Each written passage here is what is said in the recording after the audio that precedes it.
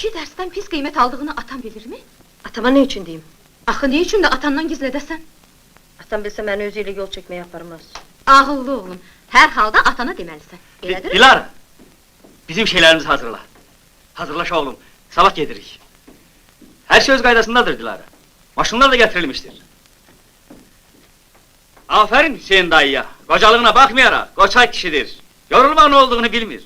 Adamları topladı, lazımı kadar erzak ayırdı. Ha, bugün seher. İsmail, atandan gizletme, de. Demeyeceğim. İsmail, Bilirsin, ne var, ne olur?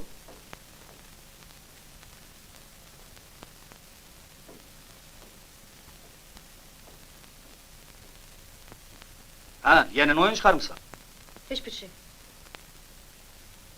İsmail'in necə oxuduğundan heç xəbərin var mı? Necə meğer?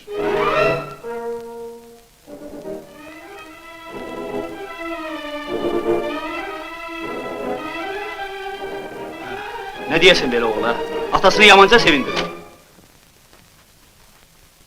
Ben elə bilirdim ki, benim oğlum artık böyüyüp, bundan sonra bana kömek olacak. Sen deme o, tembelin biriymiş. Üstelik korkakmış da. Kıymetlerini atasından gizledir.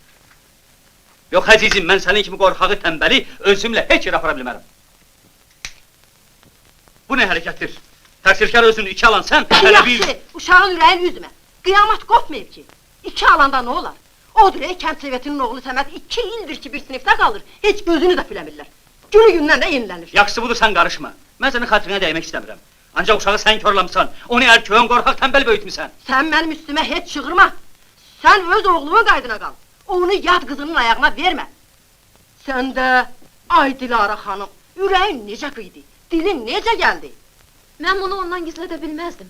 Buna mənim ixtiyarım yoxdur. Əlbəttə, öz doğma balan olsaydı, belə eləməzdin. Sənə nə var, yad uşağıdır da. Canım, bu sözler niye lazımdır? Sonra başa düşərsən.